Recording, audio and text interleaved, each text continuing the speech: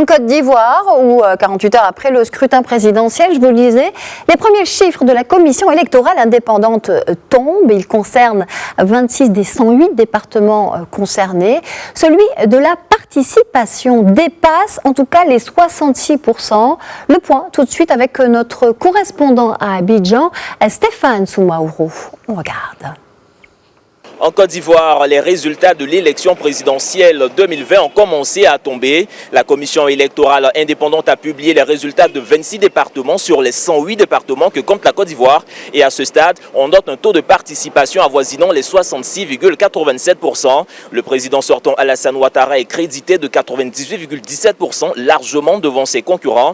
Son challenger Kouadio Konan-Bertin arrive avec un score de 0,66%, juste devant Pascal Affi-N'Guessan qui est crédité de 0,42%. L'ancien président Aimé-Henri Konan Bédié, lui, termine avec un score de 0,75%. Et justement, l'opposition dit ne pas se reconnaître dans ces résultats. Et justement, avant la proclamation de ces résultats, en début d'après-midi hier, l'opposition a appelé la communauté internationale à prendre acte de la fin du mandat du président sortant Alassane Ouattara et à mettre sur pied rapidement un gouvernement de transition civile. Ce lundi matin, jour ouvrable, les populations sont encore restées terrées chez elles. Le dispositif sécuritaire dans la ville des forces de l'ordre n'est pas assez visible, ce qui n'est pas pour assurer aussi les populations. Magasins, bureaux sont quasiment fermés, tout est au ralenti ici à Abidjan. Jusqu'à tard hier nuit, dans certaines localités, on a encore connu des affrontements, des tensions et même un couvre-feu a été initié dans certaines zones, comme c'était le cas à Yamoussoukro. La capitale politique Yamoussoukro a été fortement secouée dans cette période. Stéphane Soumaoro, Média 1 TV, depuis Abidjan.